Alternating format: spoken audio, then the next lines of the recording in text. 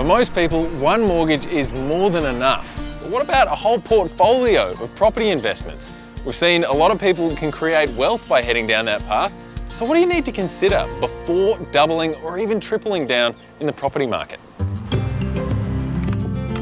Natasha and her husband joined the property market when she was just 22. At its peak, their portfolio held 4 investment properties. And she's still not even 30.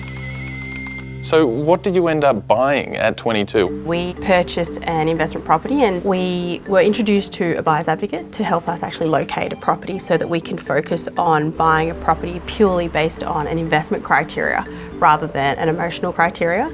At the time, they recommended Hamlin Heights, which is down near Geelong. So we purchased our first property for $310,000, a mediocre house on 500 square metres. A year later, they bought an apartment in Sydney, and they later used equity to buy 2 homes in Brisbane. Earlier this year, they sold that first investment for $490,000. It's been a very interesting journey managing the fact that we've got lots of debt, tenants moving out at different times, the occasional repairs coming up. It definitely hasn't been easy and we've had to make some sacrifices as well. Sure. When those unexpected costs do come up, do you feel like they knock you sideways, or are you sort of a little bit ready for them? I want to make sure that there's always going to be buffers. You don't often factor that a hot water system's going to blow up, so you need a couple of $1,000s for every single property at the same time, but it's just managing the cash flows. It might seem like investing in multiple properties is putting all of your eggs in one basket, but there are ways to diversify within one type of asset. You could have 5 properties throughout Australia. You could have different styles of property. So there's certainly the ability to have diversification within one asset class.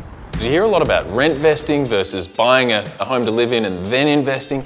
What do you usually tell people? What's really important is what they've got coming up in their life in the foreseeable future. So if you're going to be committing to a $600,000 property and a $500,000 mortgage, that comes with a large commitment. So commitment from a cash flow point of view, but also responsibilities if you're going to be a landlord.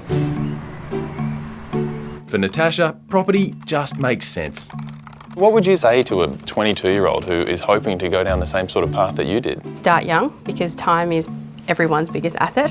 Surround yourselves with professionals around you and take advice. I started my part-time job during high school, then continued that through uni, and as my income increased, I was very conscious of the fact that I didn't want to increase my living standards either. Right. And I think back then brunch wasn't too much of a fad.